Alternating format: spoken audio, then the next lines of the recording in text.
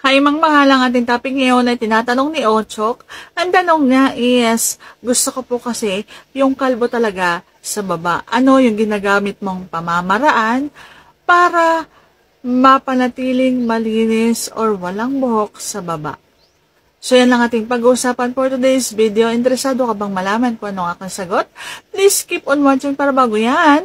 Kung bago ka pa lang sa akin channel, please consider to like this video and subscribe my channel.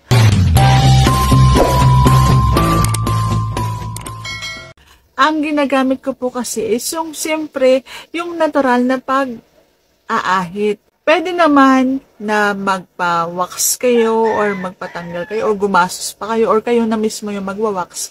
Pero ako na lang yung nag-aahit. Normal na pag-ahit natin is yung kinukontra natin doon sa tubo para mas mabilis na maahit. Pero mali yun.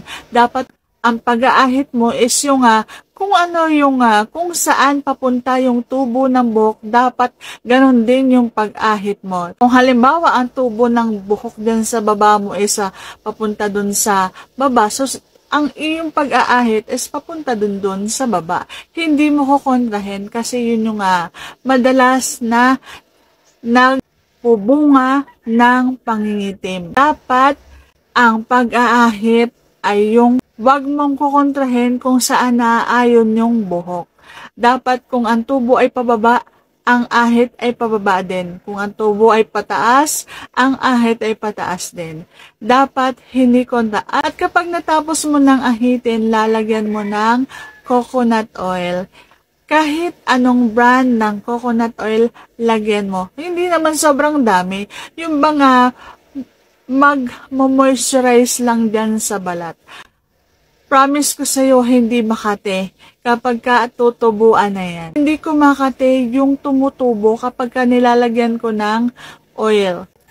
Guys, hindi pang luto na coconut oil ha. Dapat yung ginagamit na pang moisturize.